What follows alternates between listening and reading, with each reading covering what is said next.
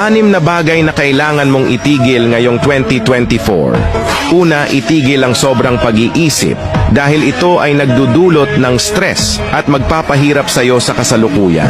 Pangalawa, itigil ang panghihinayang sa nakaraan, matuto sa pagkakamali, move on at mag-focus sa iyong goal.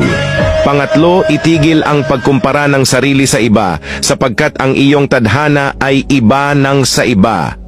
Ika-4, huwag matakot sa pagbabago sapagkat ito ay kinakailangan para sa pag-unlad. Ika-5, huwag magmadali, simulan ang mga hakbang tungo sa iyong mga layunin. Mas mahalaga ang progreso kaysa sa madalian. At ika-6, itigil ang negatibong pagsasalita sa sarili. Likhain ang positibong kaisipan sa pamamagitan ng pag-alis ng pangamba sa sarili at pagtanggap ng sariling kakayahan.